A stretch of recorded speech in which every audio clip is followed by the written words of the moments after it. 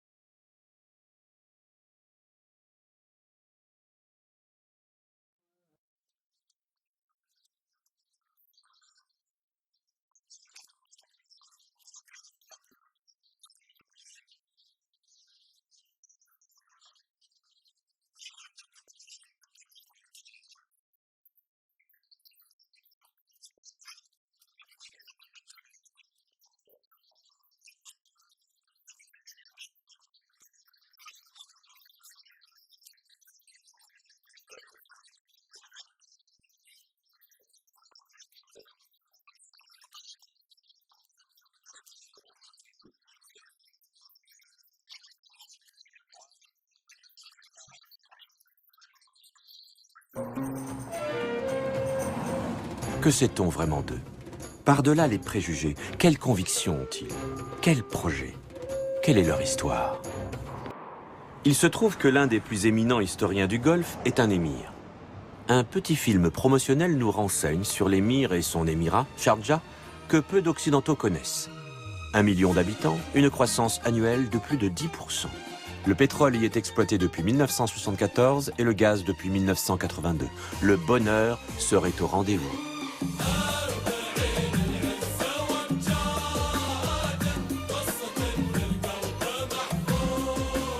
Son Altesse, le Dr Sher Sultan Ben Mohamed Al-Qassimi, est membre du Conseil suprême des Émirats arabes unis et monarque de Sharjah. L'émir historien possède un musée qui porte son nom où sont rassemblés quelques petits souvenirs personnels.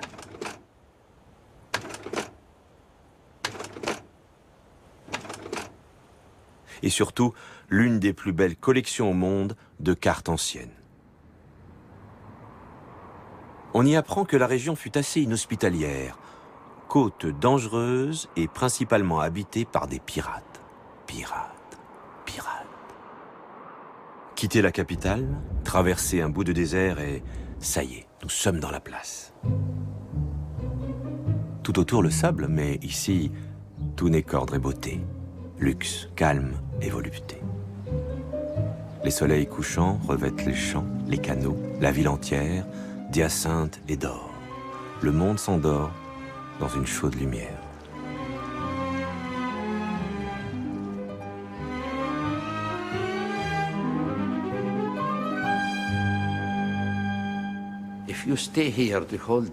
Vous pouvez rester ici toute la journée, vous n'entendrez pas le moindre bruit.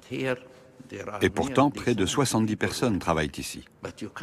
Sauf qu'on ne peut ni les voir, ni les entendre. Ils ont des couloirs et des ascenseurs privés.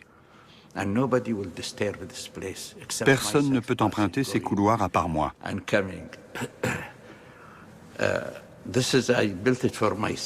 J'ai construit cet endroit pour mon usage personnel, car j'ai besoin de calme pour écrire à différentes personnes. J'ai besoin d'un lieu tranquille. Je peux passer toute la journée dans ma bibliothèque. Personne ne viendra me déranger. Cette pièce est l'œuvre d'artistes italiens.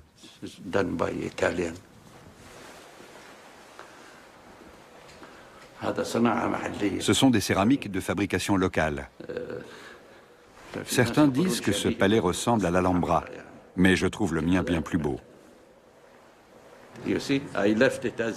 J'ai laissé un bout de désert à titre d'exemple, mais ici, j'ai tout imaginé. C'est mon palais, ma maison. J'ai tout fait moi-même.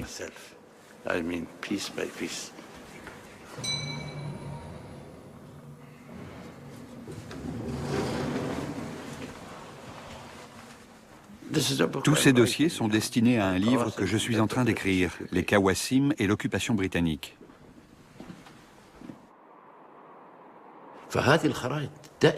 L'apparition de ces cartes coïncide avec la colonisation occidentale de la région. Au début, les cartes n'étaient que de simples descriptifs utilisés par les Portugais. Mais elles ne donnaient aucune information précise au cas où elles tomberaient entre des mains ennemies.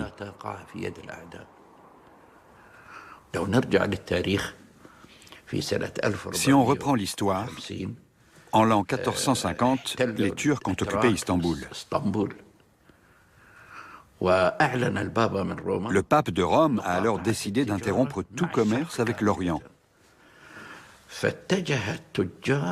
C'est à ce moment-là que les commerçants et les marins ont commencé à chercher une route vers l'Inde. Quand Vasco de Gama est passé par ici, il allait en Inde et en a rapporté des produits pour le Portugal. Cette Arabie heureuse que découvrent les Portugais au XVIe siècle est en tout point semblable à celle filmée il y a 60 ans.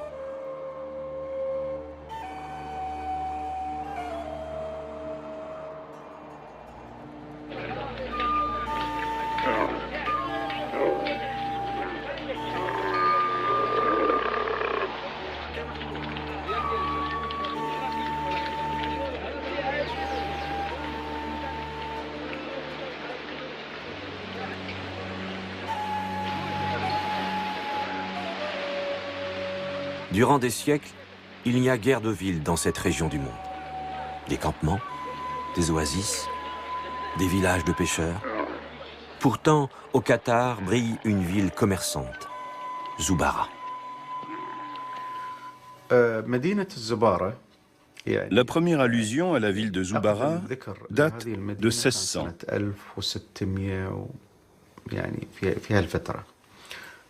Elle était alors dominée par 3 grandes tribus. Celle de Ben Ali, celle de Selim et celle de Ma'adid qui n'en formaient qu'une seule. La ville de Faria, un village à l'époque, était peuplée par la tribu de Selim, spécialisée dans la pêche des huîtres. Ses habitants comptaient sur le Bahreïn pour le commerce de la perle. Après 1800, la ville de Zubara a commencé à subir des vagues d'invasion étrangères. C'était une ville riche et florissante, et elle faisait l'objet de convoitises. Tous les États de la région rêvaient de se l'approprier.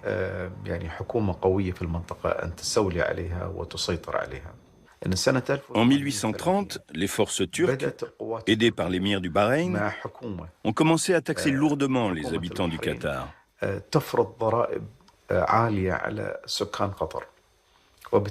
Afin d'échapper à leur emprise, les habitants ont décidé d'émigrer. Et c'est ce qui a marqué la naissance de la ville de Doha.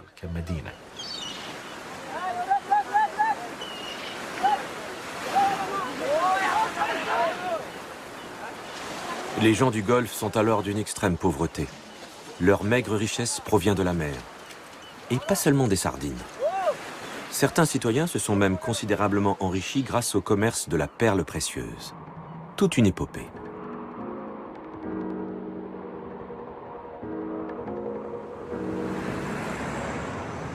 Partout, certes avec plus ou moins d'élégance, On célèbre la perle qui fut pendant des siècles l'une des rares activités économiques des peuples du Golfe, du Koweït à Dubaï, en passant par le Qatar. Néanmoins, les gens du Golfe profitent peu de cette activité qui fait surtout la richesse des marchands indiens à Bombay, où les perles s'échangent avant de rejoindre l'Europe ou les États-Unis.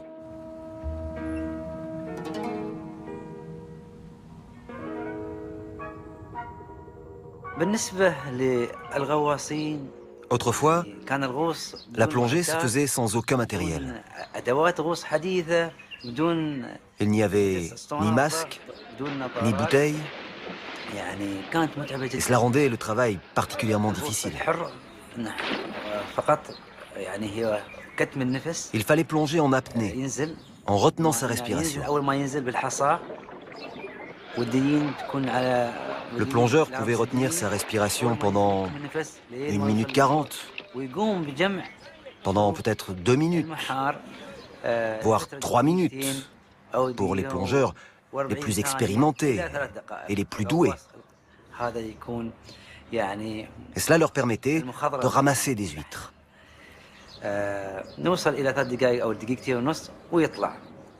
Les vieux pêcheurs émiratis sont aujourd'hui subventionnés par le gouvernement.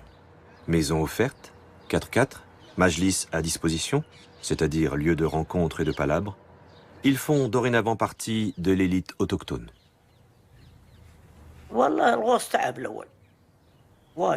La plongée à l'ancienne n'était pas une partie de plaisir. C'était vraiment un travail épuisant. De notre temps, les pêcheurs passaient 3 ou 4 mois en mer. Mais ceux d'avant passaient plus de 4 mois en mer. C'était ça, la plongée à l'ancienne.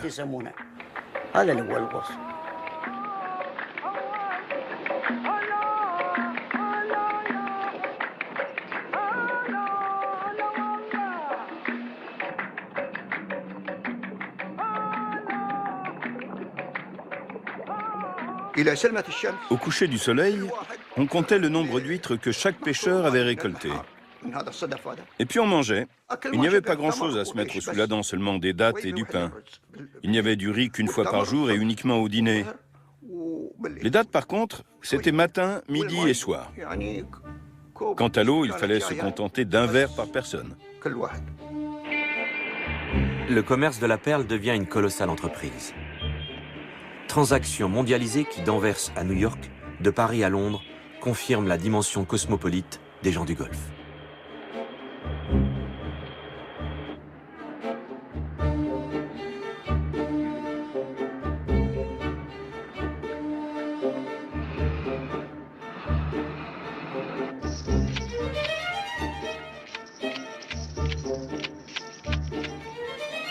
De véritables empires financiers vont se créer qui, aujourd'hui encore, sont d'importants acteurs économiques, comme Al Fardan, ancien commerçant de perles au Qatar qui a diversifié sa fortune. Banque, joaillerie, concessionnaire de voitures de luxe, immobilier.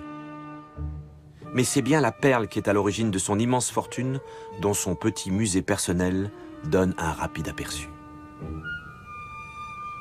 Un secrétaire flegmatique va égrener pour nous des sommes qui laissent rêveurs.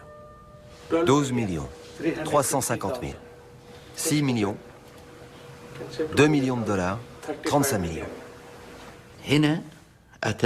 Ensuite, il y a eu l'arrivée des Britanniques, voyageurs et commerçants.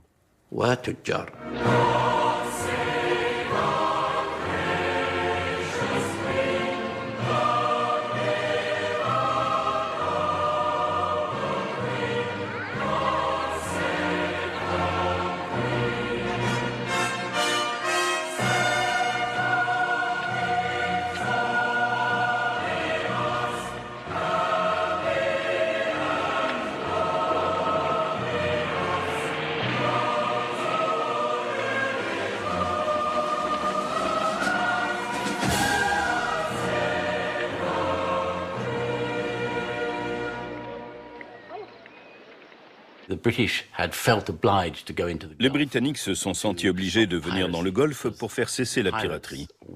Les pirates venaient des îles du Golfe et s'attaquaient aux bateaux qui allaient jusqu'en Inde. Nous étions chez nous et nous étions considérés comme des pirates, alors que eux, ils venaient de la Manche. Comme souvent avec l'Empire britannique, ce qui a commencé comme un comptoir commercial s'est développé au fil du temps pour devenir une force d'occupation soutenue par l'armée et pour finir par le gouvernement britannique. Jusqu'à l'indépendance de l'Inde, cette région a été administrée comme si elle faisait partie de l'Inde.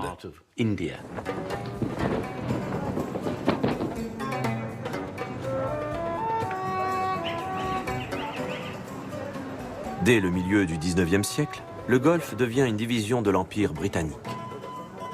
Et en 1873, son administration est rattachée au gouvernement des Indes. C'est comme ça.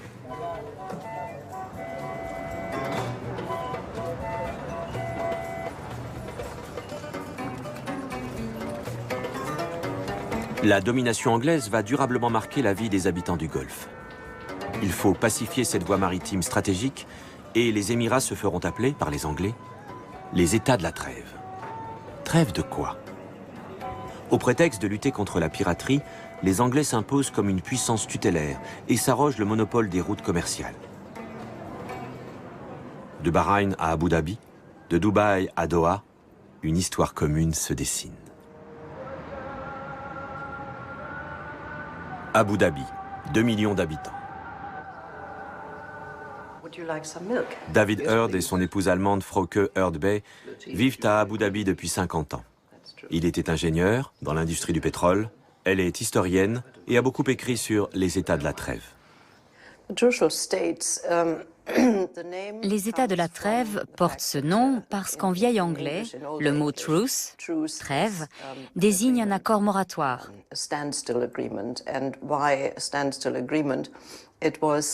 Cet accord moratoire avait à l'origine été signé en 1820 avec 11 chers qui s'étaient établis sur les bords du Golfe.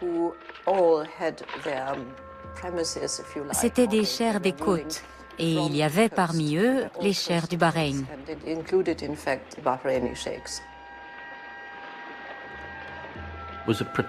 Il s'agissait d'un protectorat, ce qui veut dire que la Grande-Bretagne était responsable de leur défense et de leurs affaires étrangères. Il n'était pas question de diriger le gouvernement à leur place. Les cheikhs gouvernaient donc eux-mêmes, ils s'occupaient du commerce et recevaient des visites officielles. La Grande-Bretagne était là en cas de besoin. Pour ce qui relevait de la défense et des affaires étrangères, les traités leur imposaient de nous consulter en premier. Le gouvernement britannique a signé un accord avec chacun des chers.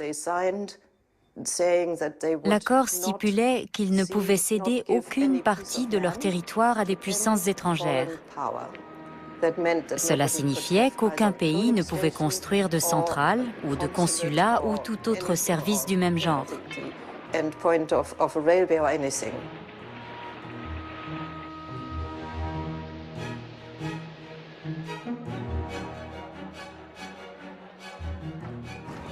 Le Golfe était déjà au centre de vastes routes commerciales reliant l'Occident à l'Asie. Ces marchands employaient une monnaie étrangère, la roupie indienne. Et dans ces ports travaillaient des migrants venus de pays lointains. Mais la vie quotidienne était pour le plus grand nombre d'une extrême austérité. Mohamed El Fahim, aujourd'hui brillant chef d'entreprise, se souvient de son Abu Dhabi natal.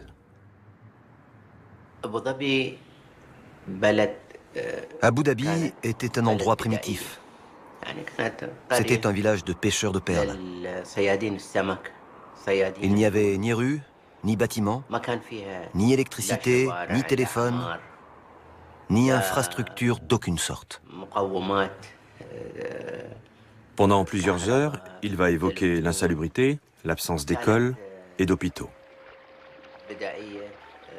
Abu Dhabi n'était qu'un village de pêcheurs fait de maisons en feuilles de palmier. Les chameaux et les ânes étant généralement les seuls moyens de transport.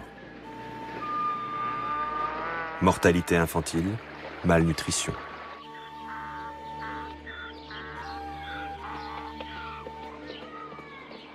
Et puis, la catastrophe s'abat sur la région. Le danger, cette fois, vient du Japon. Étonnant.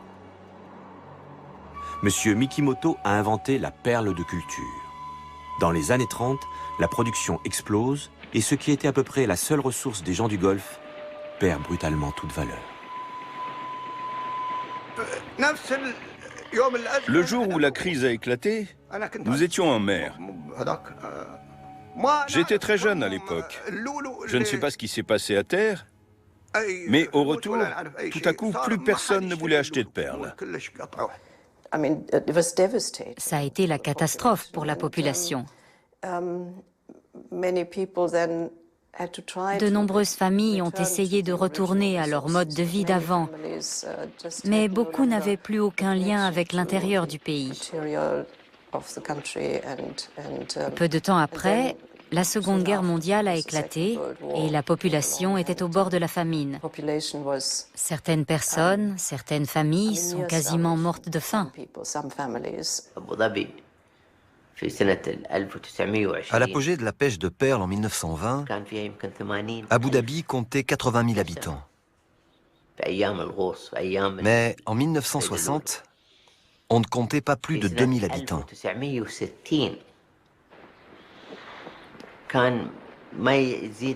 La situation était comparable dans le reste des Émirats.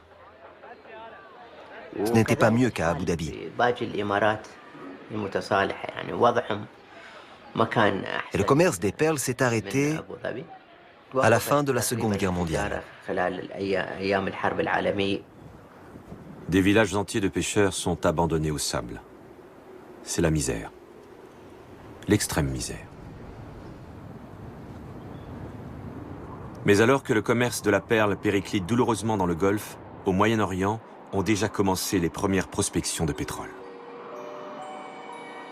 Longtemps, le Golfe s'est inscrit dans les intérêts de l'Inde britannique. Avec la découverte du pétrole au début du XXe siècle, ce statut change complètement. Le pétrole est découvert en Perse en 1908 et exploité dès l'année suivante par l'Anglo Oil Persian Company, qui est une compagnie étroitement liée à l'État britannique, puisque celui-ci, à la veille de la Première Guerre mondiale, en détient plus de la moitié des parts. Avec la découverte du pétrole en Perse, toute la région du Golfe devient éminemment stratégique pour les Britanniques. Avec la découverte de gisements pétroliers considérables dès le début du XXe siècle, la Perse, l'Irak et bientôt l'Arabie saoudite écrasent par leur puissance les Émirats du Golfe. Il faudra attendre la veille de la Seconde Guerre mondiale pour qu'un espoir énergétique surgisse pour les Émirats. Un premier accord a été signé avec les compagnies pétrolières à Abu Dhabi en 1938. Mais avant la Seconde Guerre mondiale, il n'y a pas eu beaucoup d'activités, et encore moins pendant la guerre. Le travail d'exploration a vraiment commencé dans les années 50. Le pétrole a d'abord été découvert à Abu Dhabi, à la fois onshore et offshore.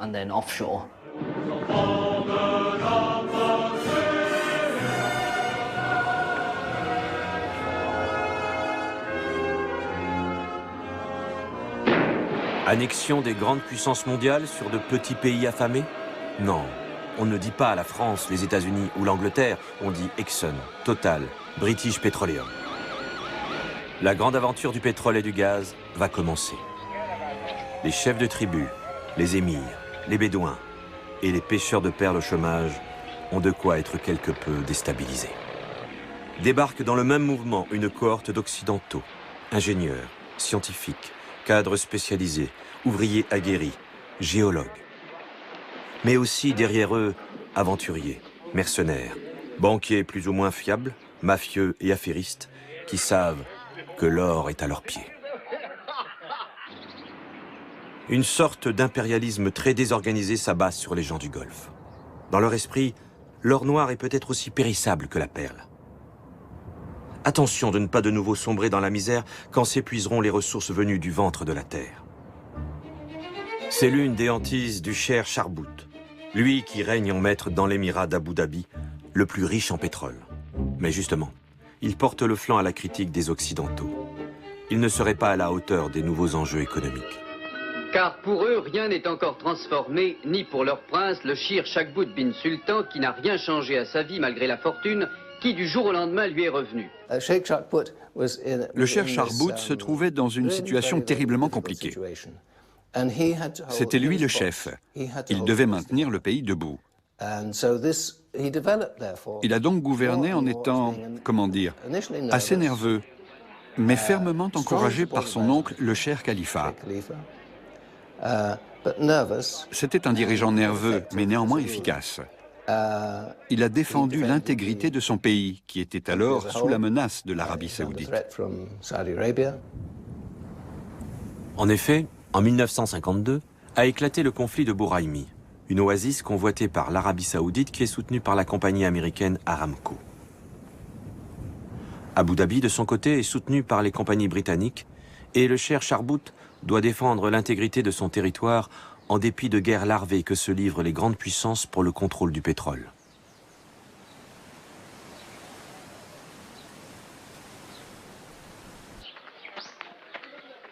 Par ailleurs, les années passant, les Anglais sont de plus en plus exaspérés par l'émir. At first, Sheikh Shakbut kept his revenues in Indian rupees under his bed. Then, when the springs bulged, he moved his money to the cellar underneath the palace, and a year later, when the rats started to nibble, he reluctantly opened a bank account. Today, he's the owner of an outsized checkbook, although he's rarely persuaded to use it. When he first watched the first of the huge tankers leaving for the refineries in England, he must surely have begun to realize that while oil brings money, money brings change. Charbout ne voyait pas le changement d'un très bon œil. Il n'avait pas envie que le monde bouge. Son frère, le Cher Zayed, était en revanche beaucoup plus sociable et plus ouvert. Et il voulait voir les choses changer. Il faut dire qu'à l'époque, le monde évoluait très vite.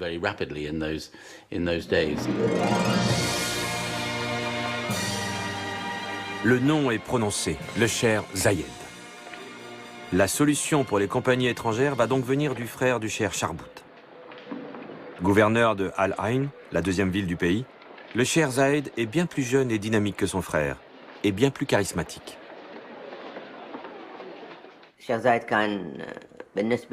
Pour nous, le Cher Zayed était un père, un oncle, un chef, un dirigeant. Comme il n'y avait ni administration ni ministère, chaque fois qu'un citoyen rencontrait des problèmes, qu'ils soient sociaux, financiers ou administratifs, il s'adressait au Cher Zayed qui lui donnait la fatwa ou la solution. Il servait de chef, de juge, d'exécuteur, tout ça à la fois. Al Ain est une oasis en plein désert. Le Cher Zayed développe l'agriculture et l'irrigation. Il devient un gouverneur éminemment respecté.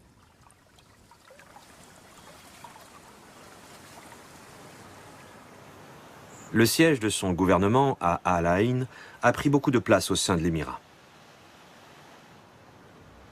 Le Cher Zayed reçoit dans son majlis les chefs de tribus pour régler ensemble les problèmes sociaux et économiques. À 150 km de là, à Abu Dhabi, le pouvoir semble figé. Britain controls Abu Dhabi's foreign affairs and guarantees internal security. But she's no direct means of moulding domestic policy. Partly because of this, the country's £25 million development plan is still in the Sheikh's pending tray. Si le Cher Charbout avait regardé la télévision, l'avait-il seulement?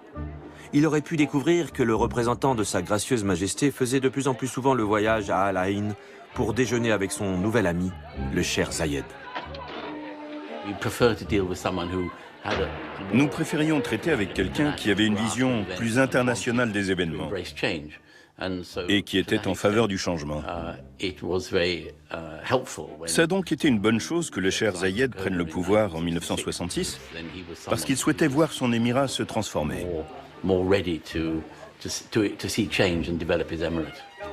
Les Britanniques étaient favorables au changement et ils l'ont encouragé.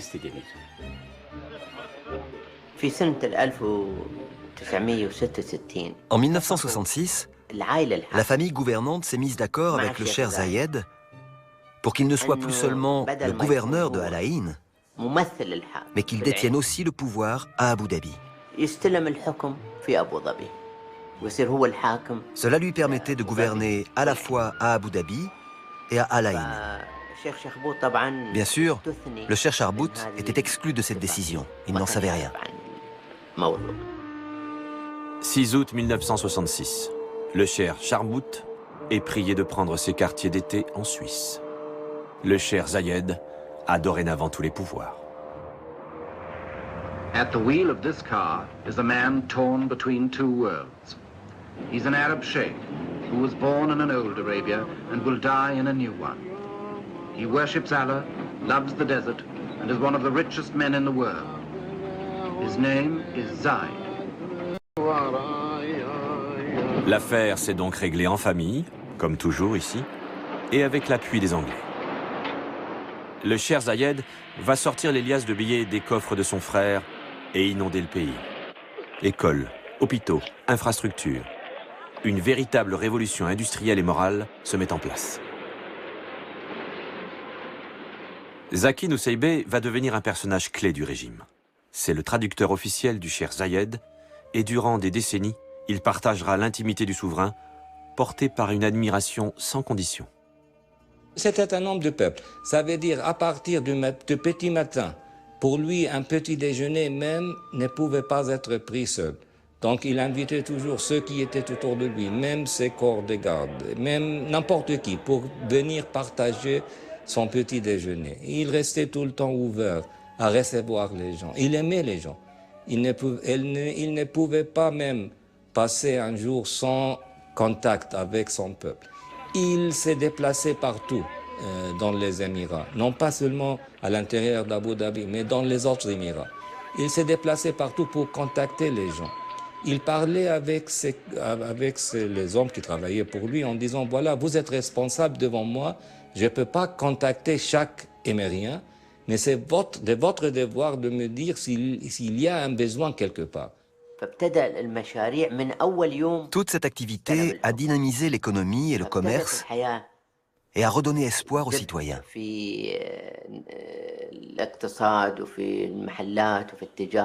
Cheikh Zayed a donné des maisons et des terrains à tout le monde. Il a fait construire des logements et des immeubles.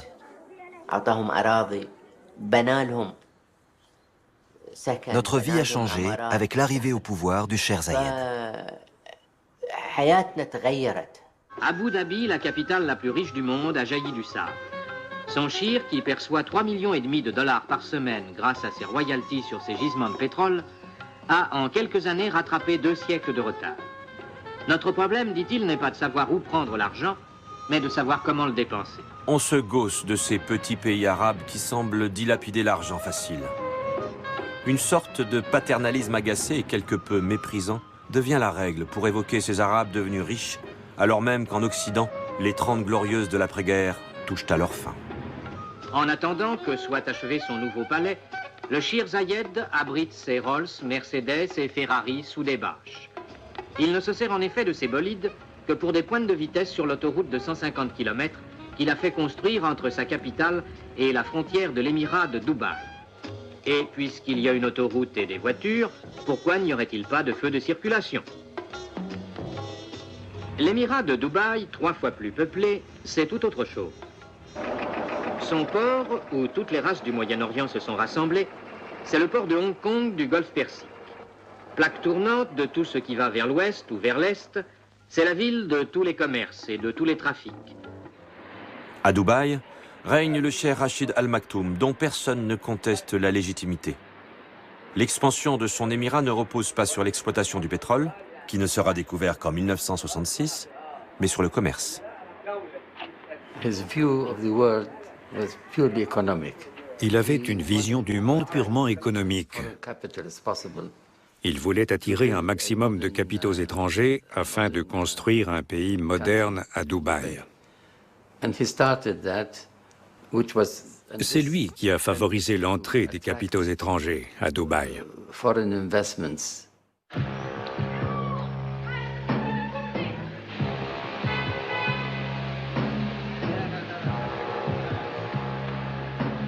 Tout a commencé par l'or et les échanges commerciaux plus ou moins licites avec le voisin iranien et indien. Mais cet or ne fait que passer. Coûtant 42 $ l'once à son arrivée à Dubaï, il est revendu 88 $ l'once aux Indes, où il parvient par des voies mystérieuses. En retour, l'Inde envoie du pavot, aussitôt réexpédié dans les laboratoires clandestins du Moyen-Orient, et des lingots d'argent, qui font de Dubaï le second pays du monde importateur d'argent. Dubaï devient une vaste plateforme mondialisée et un véritable paradis de la libre entreprise. Mais aussi un paradis pour les contrebandiers. On imagine les espions, les conspirateurs, une population interlope. Après l'or, ce sera le juteux commerce avec l'Iran qui contribuera à la prospérité du port de Dubaï. Je me rappelle qu'au début, ici, les gens disaient « Mais pourquoi veut-il une cale sèche aussi grande ?» Ils étaient sidérés qu'il veuille construire un port de cette taille à Dubaï. Aujourd'hui, le port de Jebel Ali est tellement grand qu'on le voit de l'espace. Le cher Rachid avait énormément d'énergie et il était porteur d'une vraie vision. Il a commencé par faire désensabler le port de manière à ce que les bateaux puissent accoster directement dans la ville et décharger leurs marchandises. Il a réuni les marchands pour leur demander des fonds. Il a emprunté le reste au Koweït, il a désensablé le port qui s'est imposé comme un grand comptoir à la fin des années 50, début des années 60. Les émirs se rendent volontiers en Angleterre, le grand pays ami et protecteur. Les voyages se succèdent au fil des ans. Les émirs sont riches, mais leurs émirats fragiles. Pas de police, ni d'armée, pas d'institutions réellement indépendantes, pas de politique étrangère, pas d'État, juste une organisation tribale dépendante du Royaume-Uni. Même les frontières sont incertaines. Comment justifier des lignes de partage quand le désert est infini? En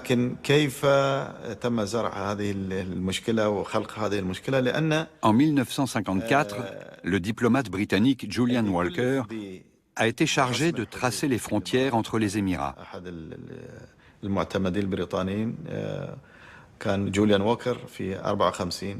Voici ce qu'il m'a raconté. Le défunt cher Zayed m'avait demandé en 1954 de tracer les frontières entre les Émirats. J'ai alors parcouru les Émirats, une région et un village après l'autre, en demandant aux habitants qui étaient leurs chers.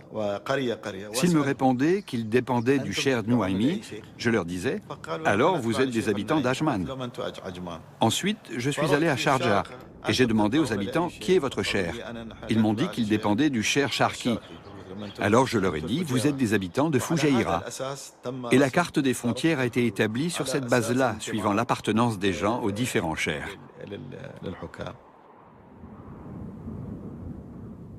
Et puis le pétrole attise les convoitises.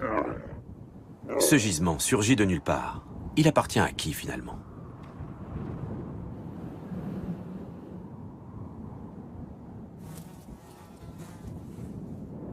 Certains petits émirats finiraient presque par ne plus savoir comment ils s'appellent. Tiens, le numéro 1 d'Ajman est arrivé au siège de son gouvernement. L'émir règne sur une population de 250 000 habitants.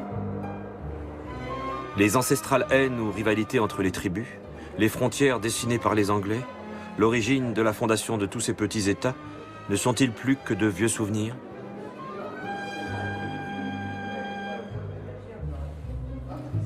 L'émir, le voilà. C'est lui.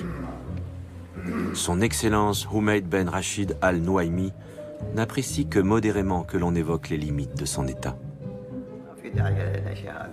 لأن هذا is part of such a tribal conflict in the old days يعني so it's better not to mention. It was always part Yes, of was Ajman, yeah, and it was yeah, always yeah, Ajman. yeah. When the country was established. Par qui ont-elles été dessinées? Il ne sait pas. Il fait mine de penser que c'est une histoire qui date de la nuit des temps. Il faut avouer que son territoire est coupé en 3 fragments territoriaux. La capitale Ajman est à 60 km de Manama et Masfout est à 100 km. C'est une réalité qui peut sembler un peu farfelue et qu'il est très difficile d'évoquer avec l'émir.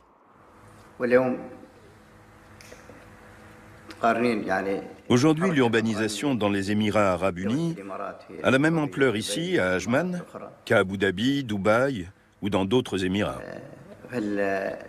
Pour nous, les liens qui unissent le gouvernement et le peuple sont comme ceux qui existent à l'intérieur d'une même famille. Nous partageons tous les mêmes joies et les mêmes peines.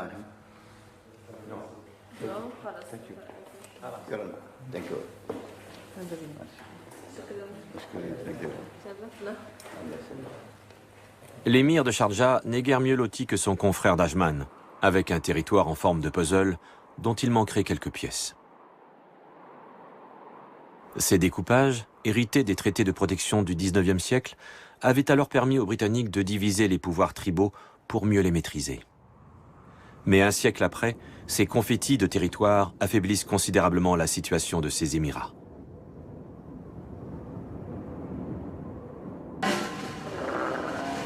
Et en 1968, coup de théâtre. Les Anglais partent. Sir William Luce, ambassadeur itinérant et envoyé spécial de la reine d'Angleterre dans le Golfe, est venu faire le tour des Émirats pour annoncer au souverain la décision prise par le gouvernement britannique de retirer ses troupes de la région avant la fin de 1971. Les Émirats du Golfe se sentent subitement bien fragiles. Ils sont riches, mais tout reste à inventer.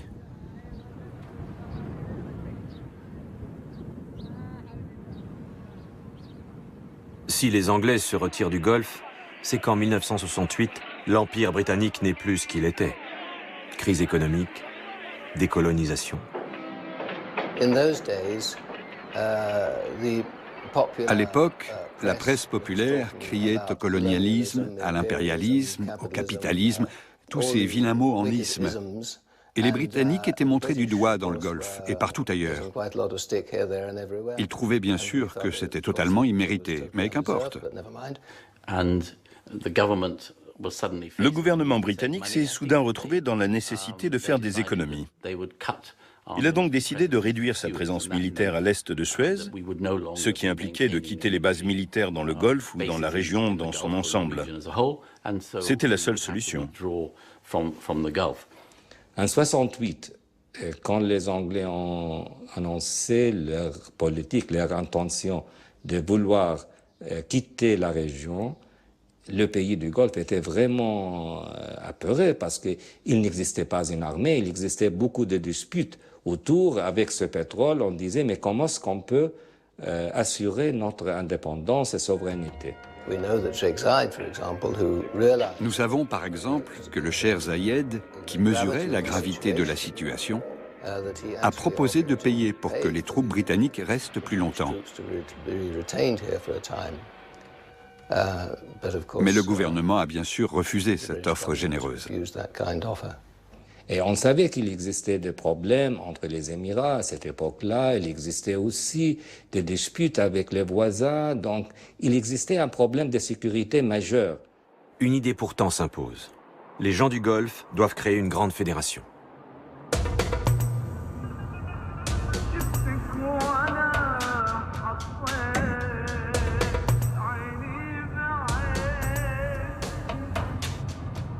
Le Cheikh Zayed prend la direction des négociations. Que construire? Des États-Unis du Golfe? S'inspirer de la formule européenne? En tout cas, chacun se met à rêver à un grand pays arabe qui serait à la fois un modèle de stabilité et de prospérité pour la terre entière. De toute façon, c'est une question de survie.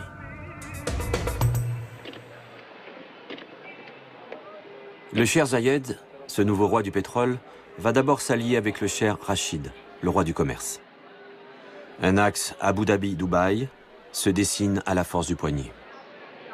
Au début, Cheikh Rachid de Dubaï était très soupçonneux. Il ne pensait pas possible de pouvoir établir un État moderne avec armée et tout.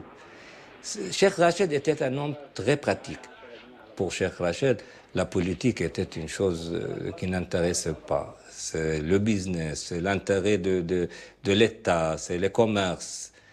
Mais, en effet, ils ont établi un contact très chaleureux.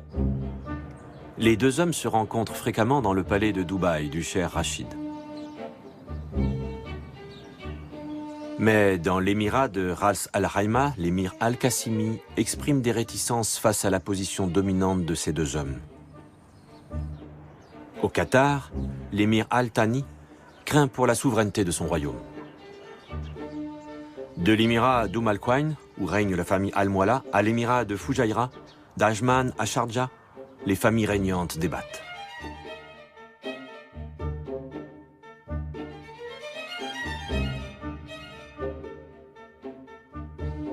Tous les émirats ne sont pas aussi riches les uns que les autres. Perdre son âme et son pouvoir local pour se fondre dans une fédération forcément dominée par le cher Zayed d'Abu Dhabi et son ami le cher Rachid de Dubaï? Car tout ça est d'abord une affaire de famille, deux tribus qui n'ont pas toujours été amies. Et les familles elles-mêmes ne sont pas tendres entre elles. Les passages de pouvoir se font souvent dans la souffrance. Tel émir tue son oncle pour prendre sa place, tel fils destitue son père, parti en voyage, tel autre fait assassiner son frère pour prendre sa place.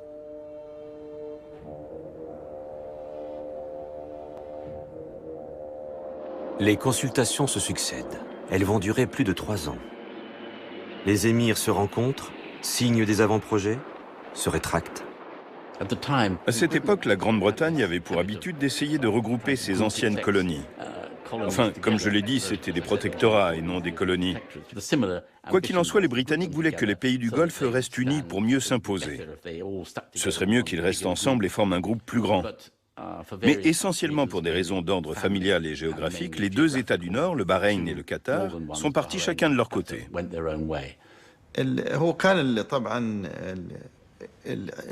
Il n'y avait pas vraiment de problème avec les autres Émirats, sauf que le Qatar et le Bahreïn étaient en désaccord sur certains sujets, comme par exemple les frontières et la monnaie.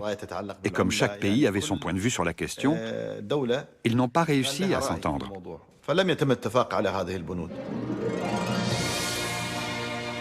Le Qatar déclarera son indépendance en septembre 1971. Quelques semaines plus tard, les Émirats arabes unis feront de même.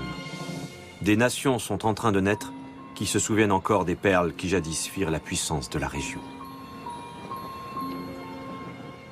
Que vont-ils faire de leur liberté, ces gens du Golfe?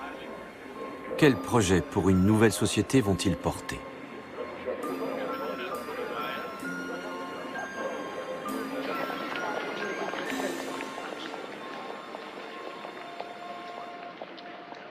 Le drapeau des Émirats sera frappé de couleurs évoquant les empires de l'âge d'or de l'islam. 4 bandeaux qui symbolisent ensemble l'unité de la nation arabe. Mais à peine devenue autonome, la région déjà vacille. L'Iran, immédiatement, investit les petites îles Tombes qu'elle revendique aux Émirats arabes unis. Une centaine d'habitants seulement, mais un confetti extrêmement stratégique, car rayonnant au large du détroit d'Ormuz, où transitent plus de 2000 pétroliers par an. Les Perses profitent de la précarité de ces Arabes, devenus un peu trop sûrs d'eux, avec leur grande fédération. Nous ne craignons pas les Iraniens, nous nous défendrons avec tous nos moyens. 5 gendarmes émiratis seront bien seuls face à l'armée du Shah.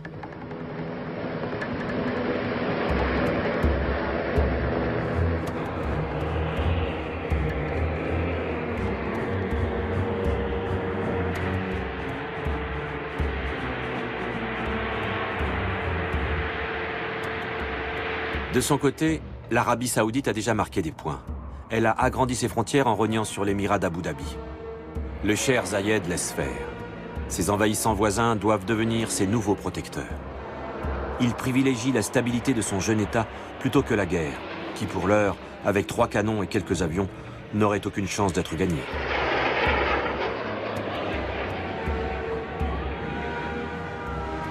L'ancien diplomate irakien Adnan Pachachi, parti en exil à Abu Dhabi dans les années 70, devient très vite un proche collaborateur de Cher Zayed et entre dans le premier gouvernement des Émirats arabes unis. Le cher Zayed voulait consolider les relations et en finir avec ses problèmes de frontières. C'est pour ça qu'il a fait beaucoup de concessions. Il disait « Nous avons suffisamment de pétrole. Si nous cédons quelques terres riches en pétrole à nos voisins pour assurer la paix et la sécurité le long de nos frontières, ce n'est pas grave, puisque nous en avons assez pour nos propres besoins. » Au Qatar, le jeune État se cherche. 6 mois après son indépendance, en février 1972, le cousin de l'émir joue la modernité pour évincer le monarque en place, accusé d'immobilisme et d'enrichissement vraiment personnel. Mais alors, vraiment trop personnel. C'est grâce à la télévision qu'il informe son peuple que c'est lui qui, dorénavant, va prendre les commandes du royaume. Rien ne doit arrêter le progrès. Le vieil émir est prié par son cousin de prendre ses quartiers d'hiver et un exil doré à Londres. Mais bientôt la guerre du Kippour éclate, qui va bouleverser la donne. Les Égyptiens et les Syriens attaquent simultanément Israël. La principale conséquence de ce conflit, c'est le choc pétrolier de 1973.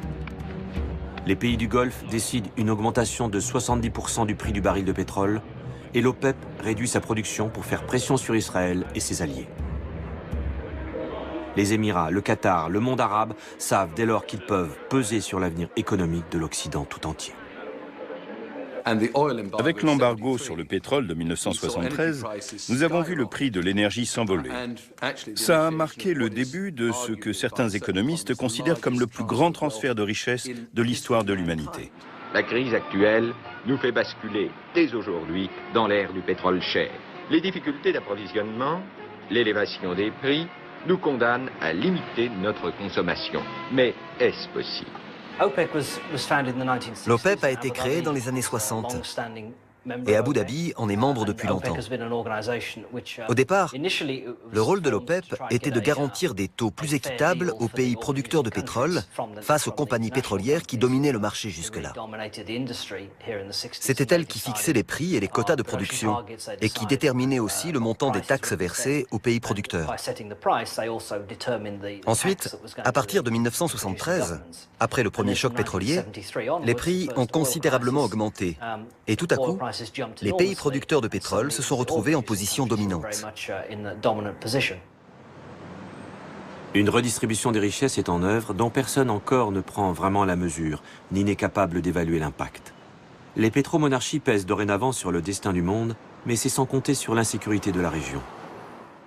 Bientôt vont éclater les guerres du Golfe, qui mettront en péril ces petits paradis de prospérité.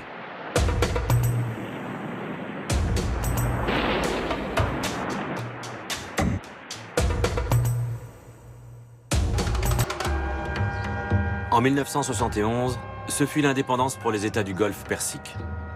Depuis, ils ont connu une croissance sans pareille. Ils ont maîtrisé l'eau dans ces pays qui en manquaient tant. Peuples du désert, en quelques décennies, ils ont purifié la mer et fêté leur réussite avec parfois une insistance un peu démesurée. C'est qu'ils ont des rêves de puissance et s'imaginent à leurs heures rois du monde. La grande vision de l'avenir selon Doha, concentrer tous ses efforts pour faire du Qatar un carrefour incontournable dans les domaines économiques et politiques. Ils ont eu très vite l'intuition qu'il fallait faire fructifier leur fortune. Après l'or noir, l'or bleu, le gaz, cette fortune qui pourrait bientôt s'évaporer. Ils ont transformé les dunes de sable en jardins.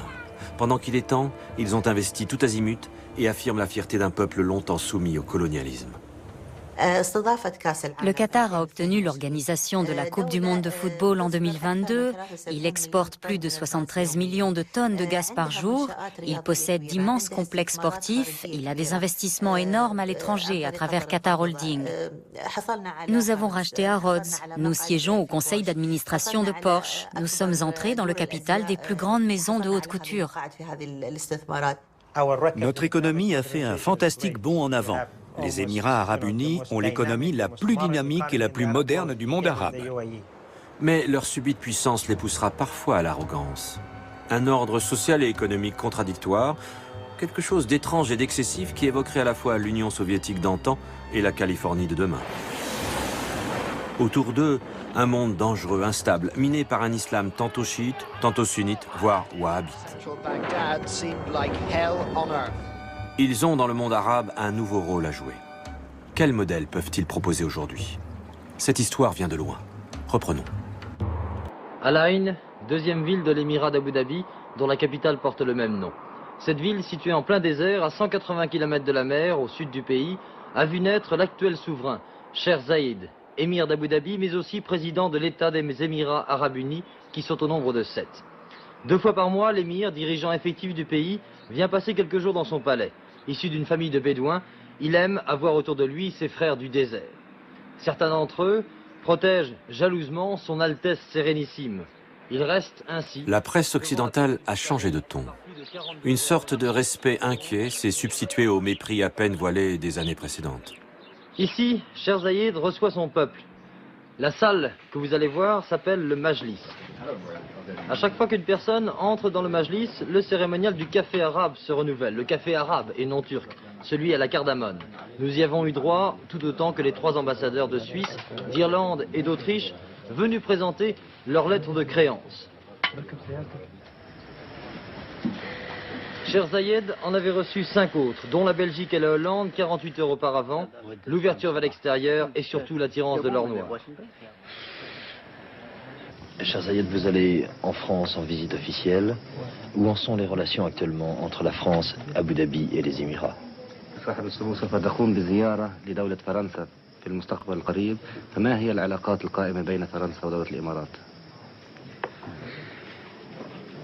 Le sourire du Cheikh Zayed en dit long sur le basculement du rapport de force entre Émirats et Occident.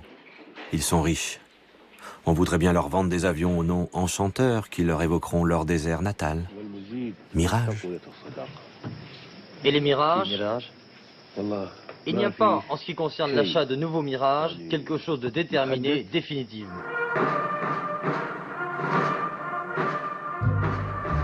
On commence à les redouter sérieusement, ces émirs. On les honore, on les exècre. Ils sont reçus avec tous les égards dus à leur rang.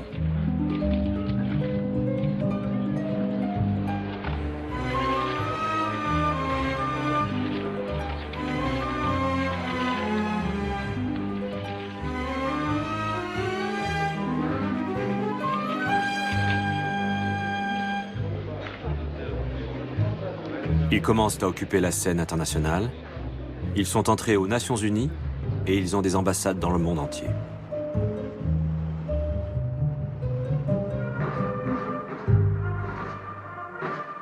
Les émirs se succèdent. Le rituel républicain est inébranlable. Le souverain du Qatar goûte à son tour aux ors de la République et à l'immense respect qu'il inspire. Il repartira au Qatar en ayant lui aussi acheté plusieurs mirages aux Français. Aujourd'hui, les États du Golfe sont parmi les plus gros acheteurs d'armes au monde.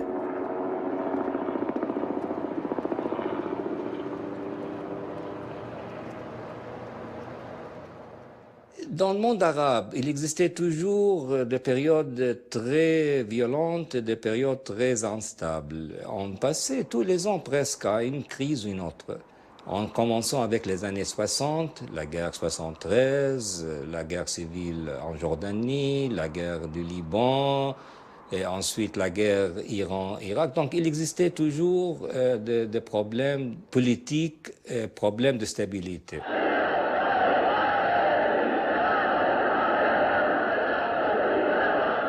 En 1979, la révolution islamique en Iran bouleverse absolument la situation géopolitique du Golfe.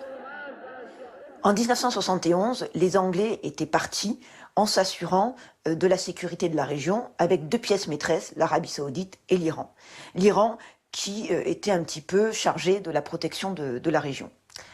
1979, tout ce dispositif s'effondre. Il y a donc un vide de défense qui explique la création du Conseil de coopération du Golfe en 1981.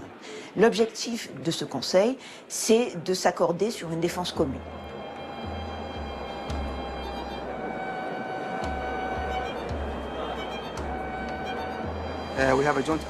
Nous avons un comité mixte entre tous les pays du CCG. Sur le plan militaire et défensif, nous avons créé ce que l'on appelle le bouclier de la péninsule. Ce bouclier est une sorte de force de déploiement arabe. C'est principalement pour nous aider au cas où un de nos pays serait menacé.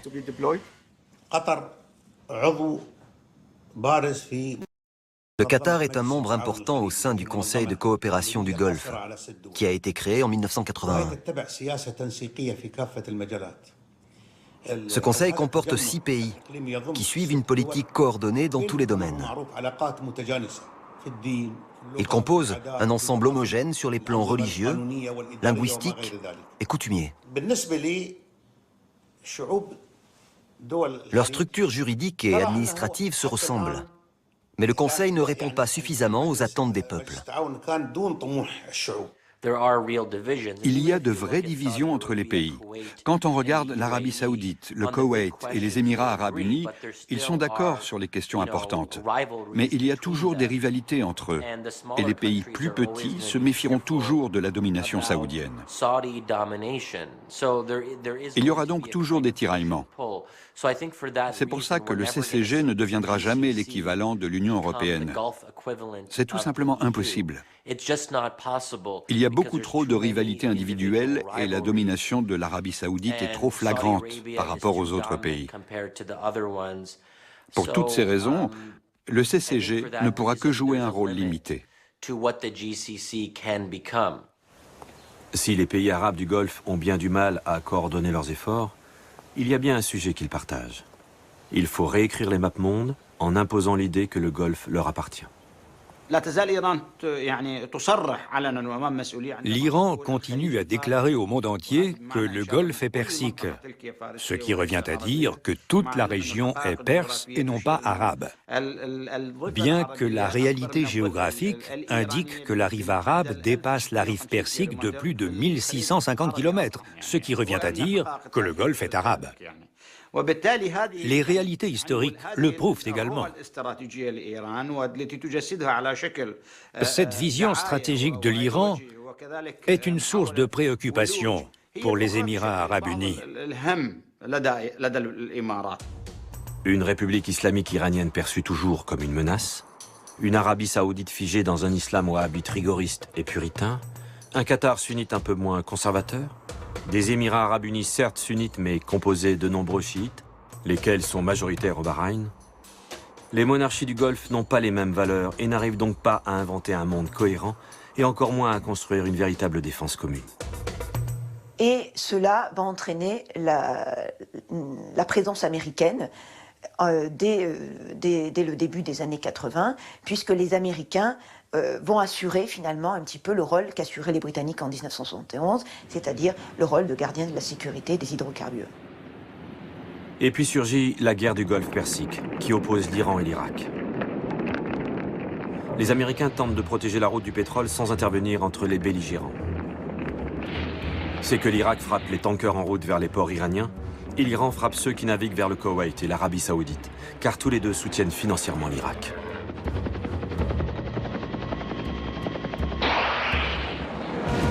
L'a-t-on déjà oublié? Cette guerre qui dura de 1980 à 1988 aura fait plus d'1 million de morts entre Iraniens et Irakiens.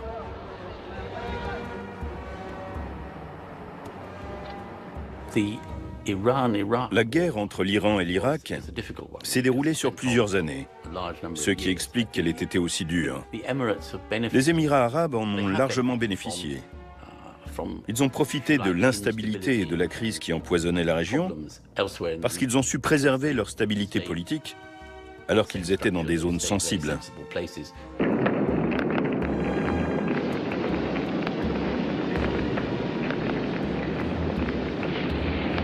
Dans un monde en ruine, pour les Émirats, c'est tout le monde aux abris. Dans le port de Dubaï, on répare les navires endommagés contre dollars sonnants et trébuchants. À Abu Dhabi, l'exploitation pétrolière semble inépuisable. On parle de plus de 100 ans de réserve. Et au Qatar, on commence à découvrir ce qui va bientôt se révéler être de faramineux gisements de gaz. Mais l'argent qui coule à flot n'empêche pas la déstabilisation chronique du Golfe Persique. Une certaine consternation envahit les gens d'ici. On aimerait tellement être tenu à l'écart de toutes ces guerres. Produire de la richesse en offrant un modèle d'excellence à tout le monde arabe. L'obsession, c'est l'horizon lointain mais si menaçant de l'après-pétrole et de l'après-gaz. Ne pas se laisser enfermer dans la monoculture comme avec la perle et le désastre qui s'ensuivit. Décision est prise d'investir, de diversifier, de conquérir de nouveaux marchés tels que la culture, l'immobilier, la mode et la finance. Mais...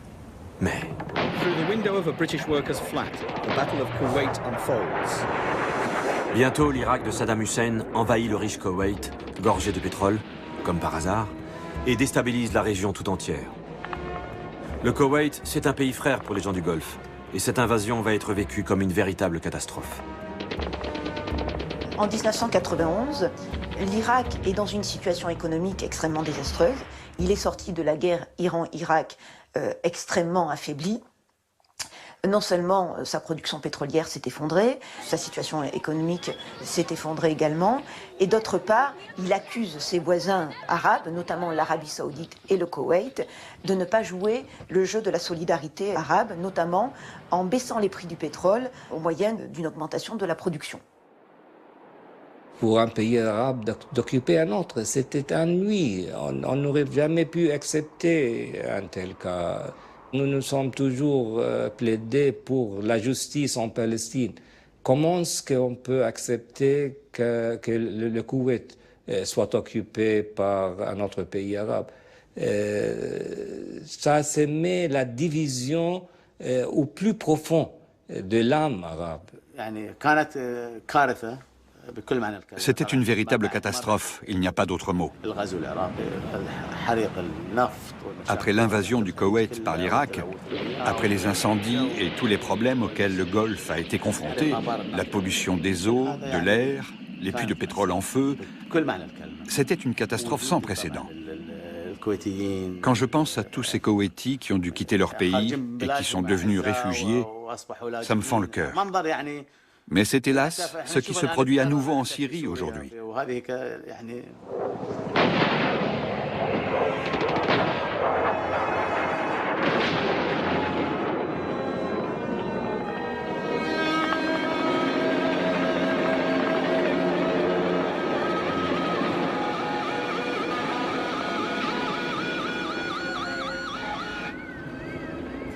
Cette fois, les États-Unis s'investissent directement et arrivent à la rescousse du petit Koweït.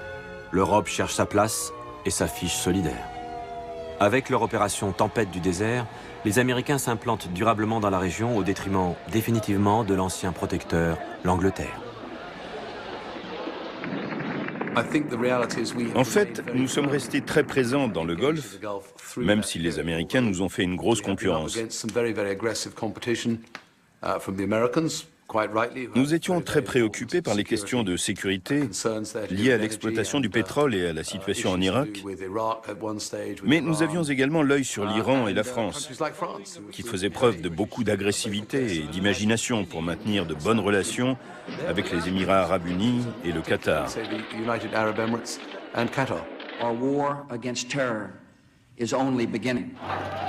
Et puis, comme dans un feuilleton interminable, la troisième guerre du Golfe viendra encore secouer la région. Les Américains envahissent l'Irak en 2003 pour chasser Saddam Hussein. Et là, vraiment, l'assujettissement à l'Occident, dans les faits et dans les esprits, divise les monarchies locales.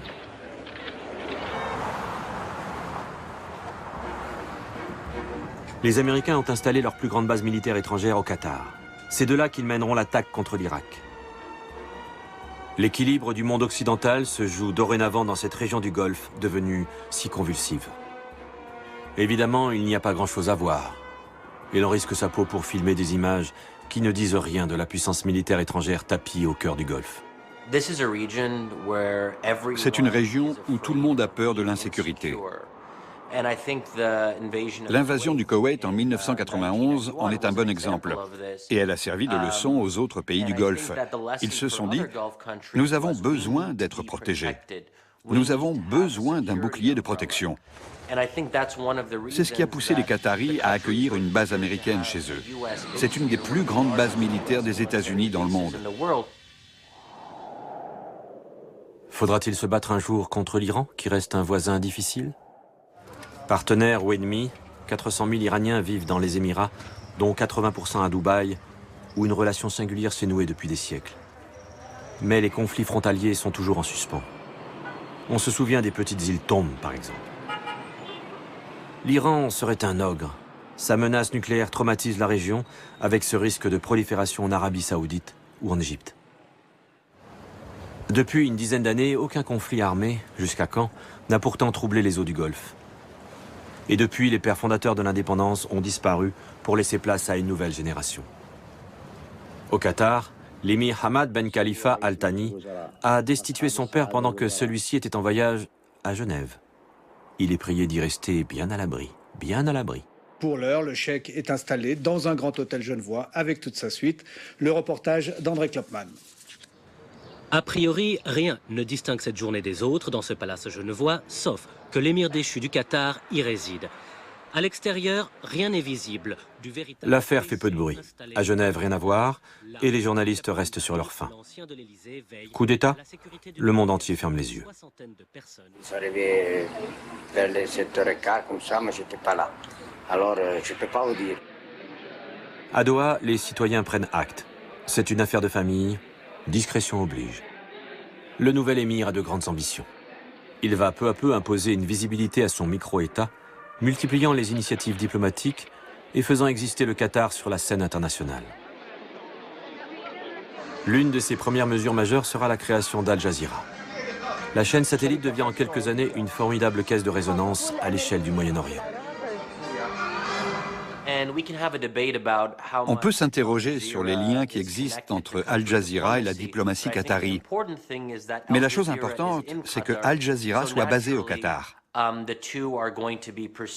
Les deux sont automatiquement associés.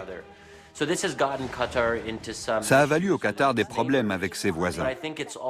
Mais ça lui a également donné plus de légitimité, parce qu'il possède la plus grande chaîne de télévision de la région. Et puis, pour le Qatar, le miracle arrive sans crier gare. L'exploitation à grande échelle des réserves gazières. D'un seul coup, ce petit pays est catapulté au tout premier rang de la richesse mondiale. Le gaz a été découvert il y a seulement 30 ans. Le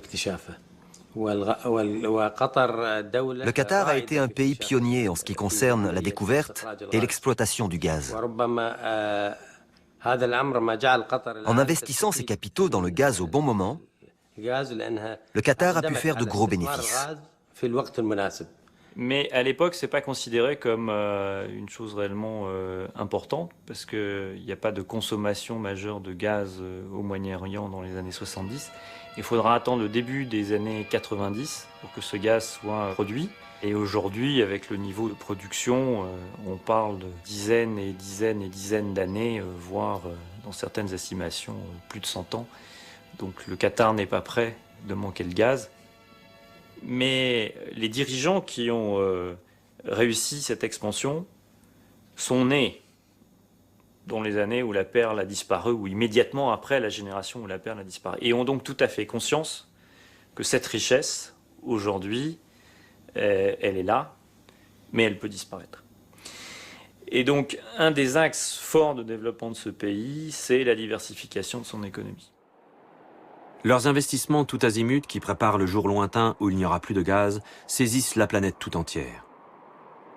Achat de terres arables en Argentine, aux États-Unis, au Brésil, au Kenya, au Soudan, en Chine, en Ukraine, de Volkswagen et plus d'1 milliard de dollars. Les investissements qataris en Grande-Bretagne ont dépassé 23 milliards de dollars. Les droits télévisés de Ligue 1, le Paris Saint-Germain a une participation dans la banque Barclays et possède le magasin de luxe Harrods. Le Concorde Lafayette, sur les Champs-Élysées, la galerie commerciale Élysée 26, l'hôtel des départs European Golf, ce qui permettra de financer des mines d'or en Grèce. Lagardère 12%, Veolia Environnement 5%, LVMH 1%, Vivendi 3%, etc., etc., etc.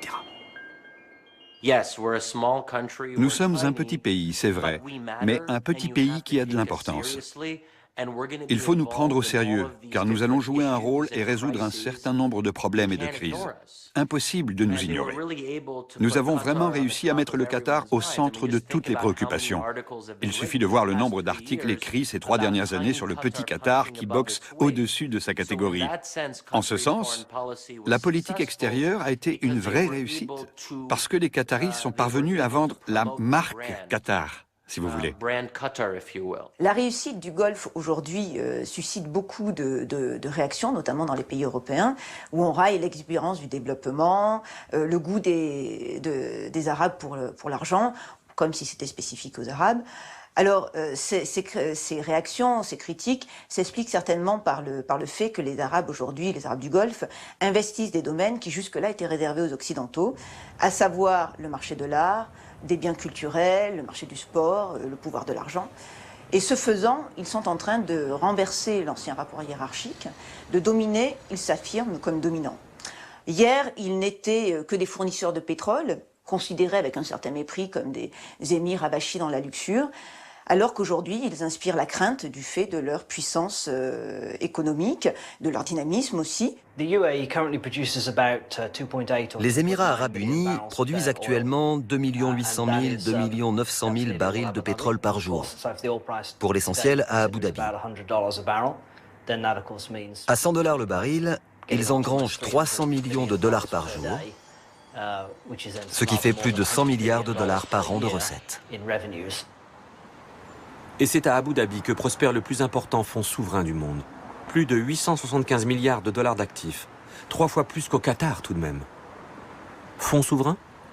Quand un pays a plus de réserves que de dettes, il est dans une situation de surplus qui fait qu'il y a un besoin d'avoir un fonds souverain. Et donc les fonds souverains répondent à cet excès de capital et servent à investir cet excès de capital de manière sage. Potentiellement, par exemple, sous forme d'un fonds pour les générations futures. Créé par le Cheikh Zayed, le fonds est chargé également d'investir les revenus pétroliers de l'Émirat à travers le monde pour les faire fructifier. 875 milliards de dollars d'actifs, donc. Mais évidemment, tout cet argent ne peut rien contre la fatalité. Voilà que le grand Zayed meurt en 2004, des suites d'une longue maladie. Allahu Akbar. On pleure le père de la nation. Le pays tout entier semble accablé, même les expatriés se désolent. Le mythe peut commencer à vivre. Le Cheikh Zayed était un personnage remarquable. Absolument charmant, charismatique, passionnant. Il était très puissant, on pouvait sentir cette puissance, mais en même temps, il était très humain. C'est vrai, pour nous, le Cheikh Zayed était un père, un oncle, un chef, un dirigeant. Et là, c'était Cheikh Zayed qui est venu en chevalier arabe, charismatique, qui nous a réunis, qui nous a donné espoir dans la vie et qui nous a menés dans une fédération qui nous a donné la prospérité, la stabilité, la paix qu'on connaît aujourd'hui. Cheikh Zayed avait 19 fils et 8 filles. 27 enfants. Mais sur les images, on ne voit jamais les filles avec leurs frères. Au détriment de son frère, le prince Mohamed Ben Zayed Ben Sultan va rapidement s'imposer comme le nouvel homme fort. Cette nouvelle génération de dirigeants est née riche et n'a jamais connu la misère originelle du temps de leurs parents. Du désert, ils n'ont qu'une expérience quelque peu futile et vrombissante. Ils ne connaissent que le luxe des villes, mais ils ont fait de longues études en Angleterre, aux États-Unis ou en France, alors que leur père avait à peine été à l'école.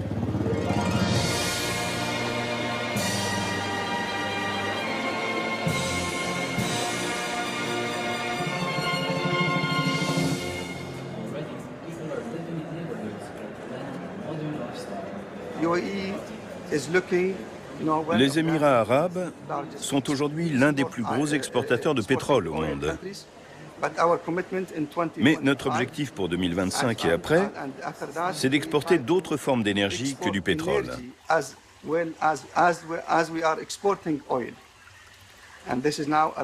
D'où les investissements importants de notre part dans les énergies propres comme le nucléaire, le solaire et l'éolien.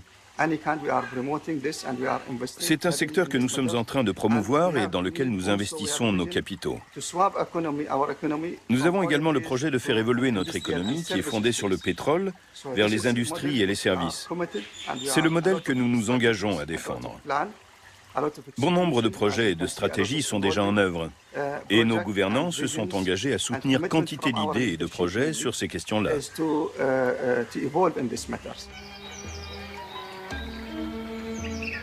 Près d'Abu Dhabi surgit du désert une ville du futur, Masdar. Les Émiratis se mettent à rêver à un monde où décidément tout ne serait qu'ordre et beauté, luxe, calme et volupté. Un monde de l'après-pétrole. Masdar est présenté aujourd'hui comme un modèle de ville de développement durable avec zéro déchet notamment et zéro carbone. Beaucoup soulignent un peu les paradoxes dans une région où les activités sont très polluantes, que ce soit les activités domestiques, la voiture, la climatisation, que ce soit également les activités de l'industrie, notamment l'industrie pétrochimique, l'aluminium ou encore l'investissement dans le nucléaire civil. Néanmoins, l'ambition de Masdar n'est pas tellement l'écologie, mais plutôt la technologie.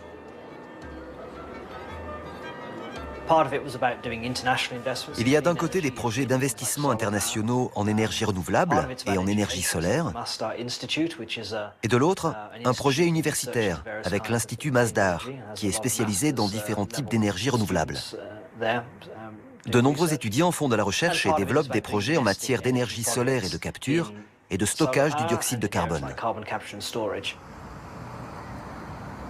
À quelques kilomètres de Masdar, d'autres aventures urbanistiques laissent rêveur.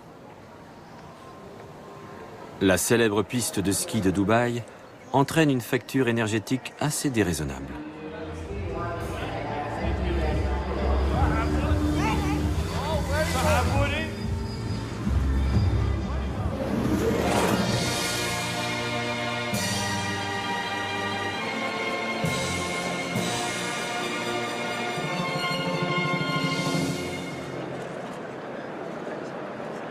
Le Cheikh Rachid, père de l'indépendance de Dubaï, est mort en 1990.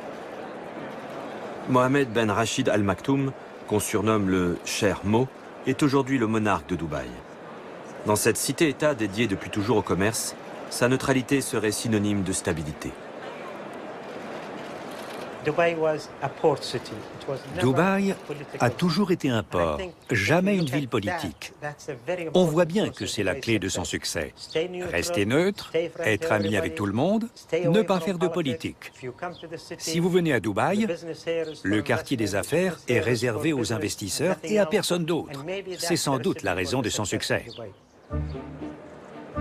Dubaï concentre ses investissements dans l'immobilier. Constructeur, il rêve à de nouvelles mégapoles qui soumettraient la nature et en finiraient avec l'aridité du désert. Palmiers arrachés au sable et hissés dans des tours, décor. Un immense décor, sans plus aucune limite. Et puis patatras, en 2009, c'est la stupeur.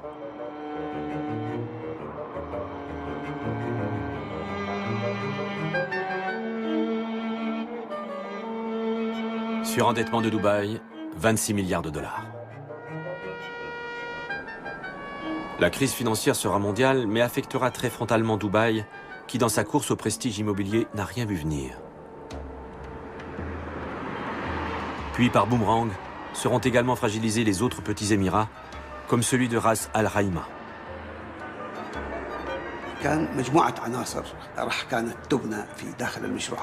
Plusieurs unités auraient dû être construites. On avait planifié la construction de 9 hôtels. On avait planifié la construction de centres commerciaux. On avait planifié des logements, entre 5 et 25 étages, et des villas. Ce projet a été complété en ce qui concerne les infrastructures. Mais suite à la crise économique, on a revu tous les plans et on a construit en fonction des besoins du marché. Très rapidement, Abu Dhabi intervient pour porter une aide importante à Dubaï et surtout, l'objectif premier d'Abu Dhabi, c'est de rassurer les marchés internationaux. Les leçons de cette crise pour Dubaï, c'est essentiellement qu'il ne peut pas se passer de la solidarité fédérale et que l'argent du pétrole reste un élément de stabilité pour les investisseurs étrangers. Cette crise financière fragilise également Dubaï dans sa compétition avec Abu Dhabi, puisque ça lui vaut une petite humiliation. La tour la plus haute du monde, qui était censée représenter la grande réussite de Dubaï, est débaptisée. Elle perd le nom de tour de Dubaï pour s'appeler la tour Khalifa, en hommage au cheikh d'Abu Dhabi. Humiliation pour Dubaï.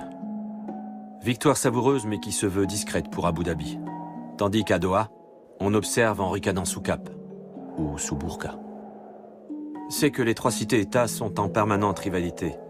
Et ils sont entraînés dans une course au prestige où chacun y va de son plus beau musée, de son plus beau gratte-ciel, de sa plus belle compagnie d'aviation.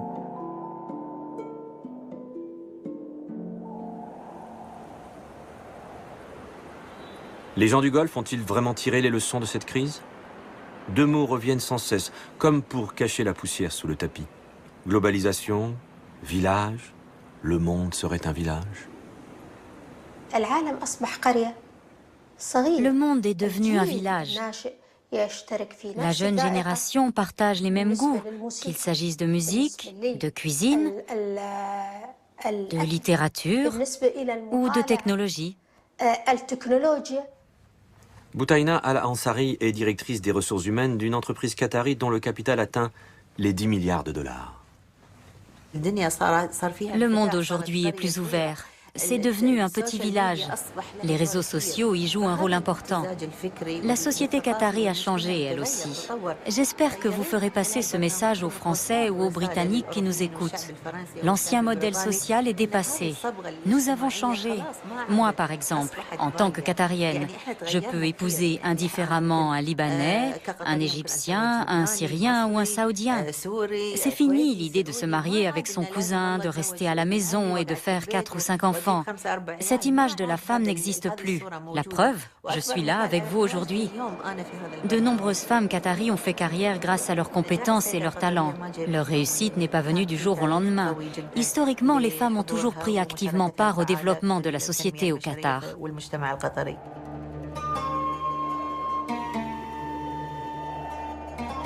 Pour évoquer leur émancipation, les femmes des Émirats arabes unis et du Qatar plongent dans les images du passé pour valoriser le statut de leur mère.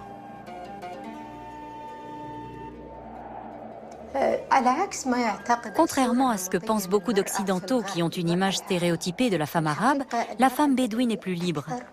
Elle se mélange davantage aux hommes. Ma grand-mère et mon arrière-grand-mère, par exemple, participaient aux réunions aux côtés des hommes. L'homme et la femme participent activement à la vie et sont sur un pied d'égalité.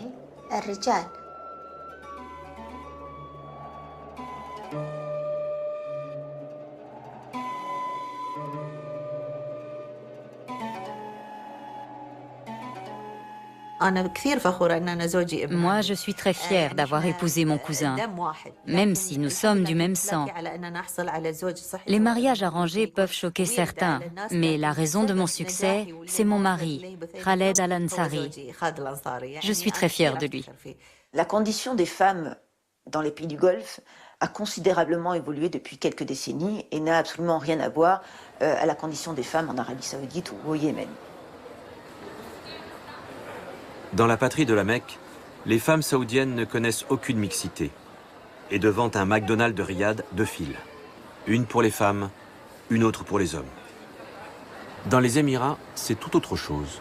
Cette évolution est essentiellement due à de grandes politiques d'éducation dans les années 90 et de grands investissements, des investissements importants notamment dans l'enseignement supérieur. Aujourd'hui, au Qatar comme aux Émirats arabes unis, le nombre d'inscriptions des filles dans les universités dépasse celle des garçons.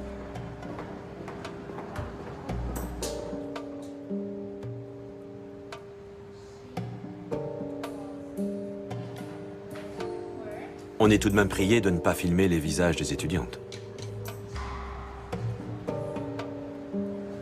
La loi islamique prime encore dans les rapports entre les deux sexes. Qu'il s'agisse de divorce, d'héritage ou de droits parentaux, les hommes restent en position de force, à condition qu'ils soient citoyens émiratis ou qataris. Bien évidemment, les Qataris sont prioritaires pour s'inscrire dans ces universités. Mais de plus en plus d'étudiants étrangers s'y intéressent et postulent. Il faut dire que l'État du Qatar accorde une grande importance aujourd'hui à la recherche scientifique. Il lui consacre à peu près 2,5% de son revenu national brut. Mais sans l'aide de certaines universités étrangères spécialisées dans la recherche, nous aurions du mal à avancer.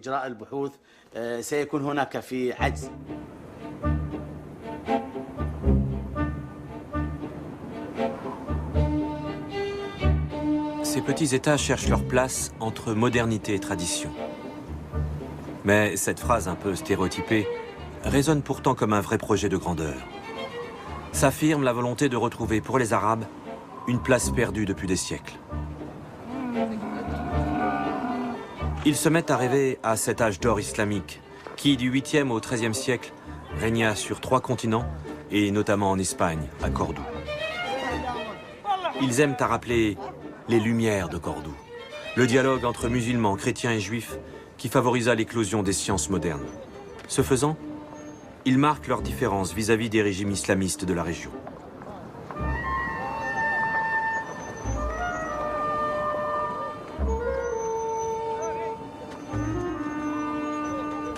Peu à peu, des intellectuels du monde arabe, du Liban à l'Irak, de l'Égypte à la Palestine, rallient les Émirats du Golfe, s'y creusent une place et, parfois avec un peu de mauvaise foi, se font les meilleurs ambassadeurs d'un Cordoue de rêve. C'est le paradis ici. Vous avez abordé une question très importante, celle de Cordoue. Évidemment, dès qu'il est question du dialogue interreligieux, nous pensons tout de suite à Cordoue. Effectivement, les musulmans, les chrétiens et les juifs cohabitaient et faisaient progresser la science. Tout se passait bien.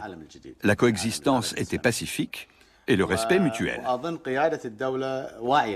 Le Qatar a tous les atouts pour devenir le nouveau Cordoue du monde arabo-musulman. À mon avis, les sphères dirigeantes de notre pays en sont profondément conscientes. Les filières que proposent nos universités et l'enseignement de très haut niveau qui est dispensé, on ne les trouve nulle part ailleurs dans le monde. Toutes les autres capitales de la région, Le Caire, Bagdad, Damas, Beyrouth, ont perdu leur dynamisme. Elles ne jouent plus aucun rôle. La seule ville capable de combler ce vide et de porter une renaissance arabe, c'est Dubaï, plus que n'importe quelle ville dans la région. Parlant des Émirats aujourd'hui, on évoque souvent le retour à l'âge d'or de la civilisation arabo-islamique, la renaissance arabe. Cela traduit surtout la fierté retrouvée des Arabes après une longue période de tutelle ottomane puis de domination européenne. L'islam participe aussi de cette fierté retrouvée. Les Émirats, le Qatar, ont à cœur de valoriser aussi un islam dans un message d'ouverture et de tolérance, de renouer aussi avec cet islam du Moyen-Âge qui est associé à la science et au progrès. Cette valorisation de l'islam passe par la réalisation de grands projets architecturaux. La grande mosquée d'Abu Dhabi fascine et habite même les plus infidèles des infidèles.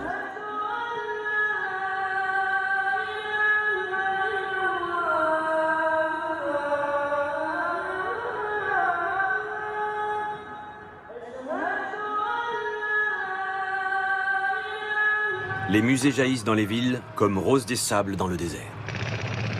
À Doha, à Dubaï, à Abu Dhabi, c'est la concurrence entre les cités-États et la course au prestige. Les plus grands architectes du monde sont sollicités. Là, c'est Jean Nouvel qui conçoit le futur musée national du Qatar. Là, c'est Frank Gehry qui conçoit le Guggenheim Museum. Là, c'est encore Jean Nouvel qui bâtit le Louvre à Abu Dhabi.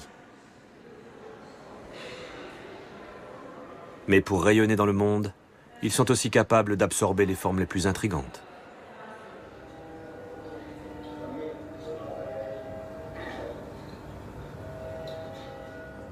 Our Al-Qasimi, fille de l'émir de Sharjah, dirige l'Art Institute et son ouverture sur le monde laisse rêveur. Je parle 7 langues, anglais, arabe, japonais, un peu français, allemand, russe et chinois. Depuis que je suis petite, j'ai la chance de visiter des musées et des expositions dans le monde entier. J'ai étudié dans une école d'art à Londres. Je suis artiste peintre de formation. J'ai étudié à la Slade School of Fine Arts de Londres, puis à la Royal Academy, et enfin au Royal College of Art, où j'ai obtenu mon diplôme de commissaire d'art contemporain. On revendique ici les fragments de l'âge d'or arabe. Cette culture longtemps sous-estimée dans un musée imaginé par Hayam Pei, l'architecte sino-américain. Mais comment remplir ces musées?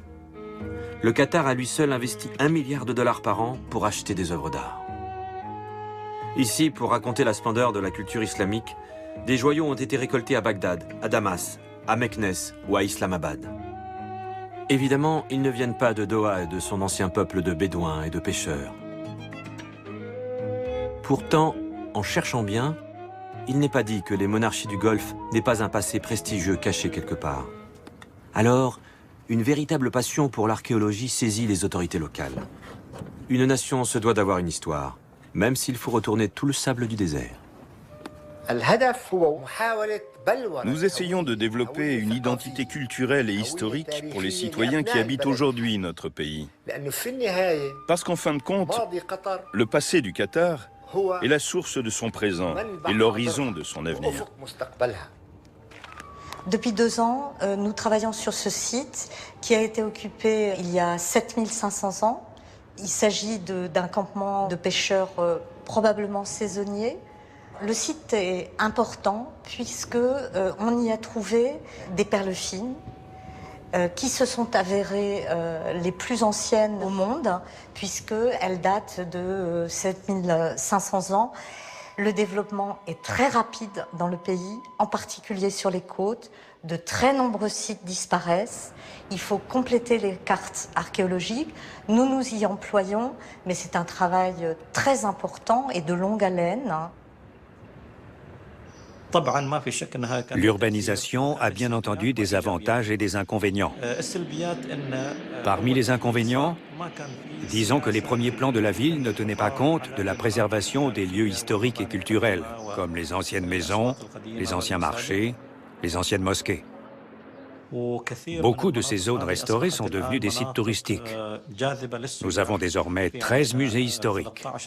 Il y a un musée du cheval, un musée du chameau, un musée du faucon, un musée sur l'histoire de la plongée, un musée de la perle, un musée sur l'histoire des Émirats arabes unis, etc. On crée un luxueux centre d'archives à Abu Dhabi, assez vaste pour y accueillir toute la mémoire du désert.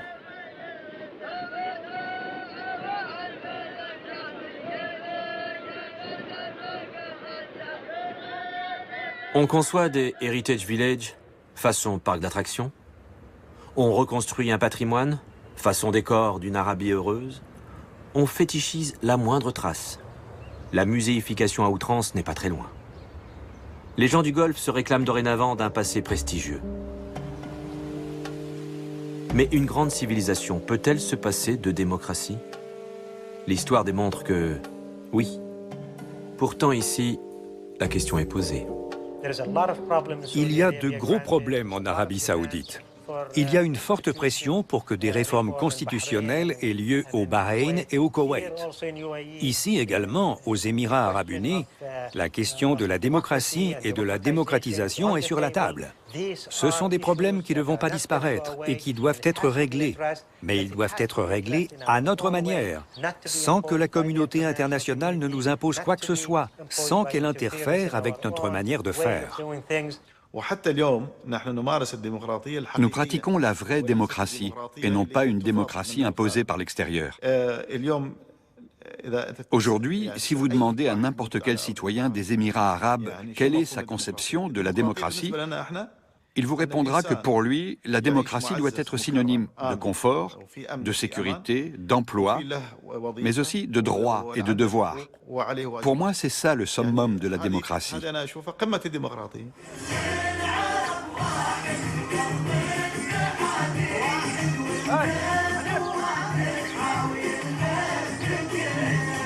Mais de quelle démocratie et de quelle citoyenneté parle-t-on? 8% de nationaux sont confrontés à une myriade de cadres internationaux et surtout à cette foultitude de travailleurs migrants qui ne resteront pas sans droit éternellement. Main-d'œuvre bon marché, précaire et exposée à des abus de toutes sortes, venant de l'Inde, du Pakistan, du Népal, leur sort n'effraie pas grand monde ici. Moi, je trouve que les Émirats sont le seul pays au monde, et je le dis sans exagération et sans chauvinisme, où les immigrés jouissent des mêmes droits que les autochtones. Passeport confisqué, salaire au rabais, grèves interdites, accidents du travail à répétition. L'Égypte des pharaons n'est pas très loin. Mais il y a aussi tous ces cadres supérieurs occidentaux surpayés. Ils arrivent de la terre entière pour bâtir cet Eldorado. Ils sont plus de 90% d'expatriés à occuper le pays. L'inquiétude guette parfois les hommes en blanc et les femmes en noir. Nous, les Émiratis, lorsque nous allons faire nos courses au marché, nous nous sentons des étrangers parce que nous sommes devenus une minorité au milieu de tous ces travailleurs immigrés. Ce déséquilibre démographique entre une population en majorité immigrée et une minorité locale a suscité beaucoup d'émotions.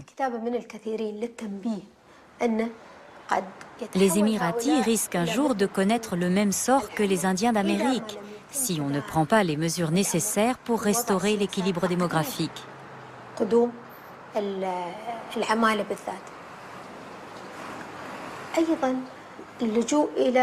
Il y a par conséquent tout un courant pour attirer de nouveaux experts arabes, puisque le cœur de l'identité émirati est arabo-musulman.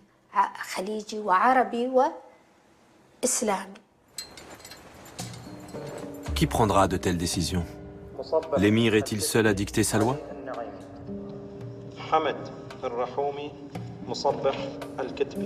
En 1971, la Fédération des Émirats arabes unis se dote d'un Conseil national fédéral, donc une sorte de parlement. Ce parlement n'a un rôle que consultatif, donc on n'est pas dans le modèle des démocraties libérales.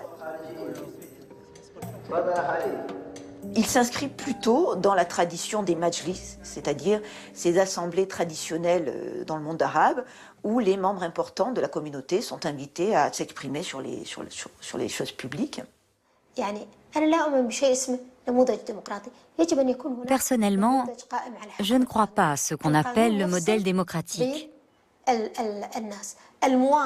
Je crois à l'état de droit et à la justice pour les citoyens, mais pas à un modèle où tout repose sur des élections et qui fait élire des candidats non démocrates, comme en Égypte. Égypte, Tunisie, Libye. Le printemps arabe empêche de dormir les gens du Golfe, les traumatise et les divise. Le Qatar soutient les frères musulmans, les Émirats arabes unis les combattent. Tout en prêchant à l'extérieur l'islamisme politique et le renversement des dictatures, le Qatar maintient à l'intérieur une chape de plomb. Il a même interdit un temps à ses concitoyens de recevoir les images d'Al Jazeera. C'est qu'il n'est pas forcément bon de rappeler que la violence, de nouveau, est à leur porte et les révolutions jamais très loin. Comme chez le proche voisin, le Bahreïn.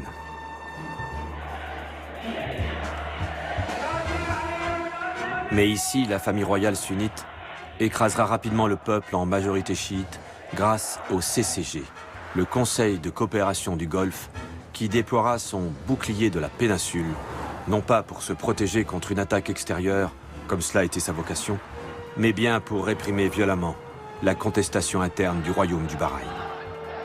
Les monarchies du Golfe ne sont pas prêtes à tolérer que la rue, dominée par les chiites, se permette de destituer un roi. 86 morts, dont 9 enfants. Depuis, l'ordre a été plus ou moins rétabli. Enfin, il ne règne pas tant que ça au sein même du CCG. En mars 2014, c'est la guerre larvée entre l'Arabie Saoudite, les Émirats arabes unis et le Qatar, soupçonnés de soutenir les frères musulmans en Égypte et ailleurs.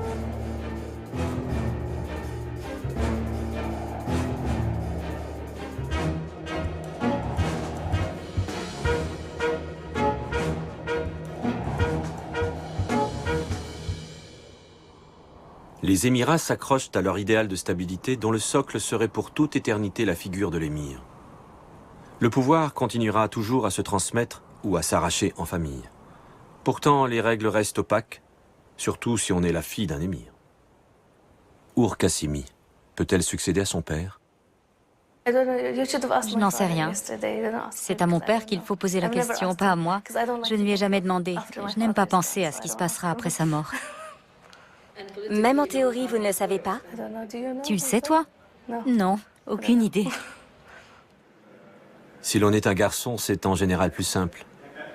En juin dernier, l'émir du Qatar a transmis le trône à son fils.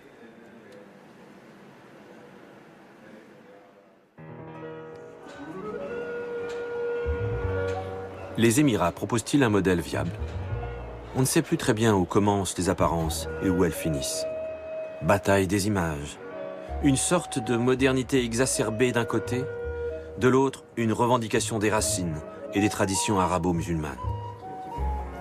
Les vieux pêcheurs de perles, quant à eux, constatent un peu accablés que le monde a vraiment bien changé. Même les oiseaux d'autrefois ont disparu. Où sont-ils passés? Nous ne voyons plus les oiseaux qui venaient ici avant. Ils ne sont plus là. Les Émirats deviendront-ils le phare du monde arabe avec ses universités et ses musées? Ou bien ces cités-États n'auront-elles rien d'autre à offrir que leurs services sur mesure pour marchands et touristes? Des villes carrefours, cosmopolites, mais dépourvues de caractère, vouées au commerce et totalement intégrées dans la mondialisation de la culture et des échanges. Des villes creuses, aux confins du déracinement et de l'artificialité. Les gens du Golfe arriveront-ils à échapper à cette fatalité pour assurer autrement leur survie et leur avenir?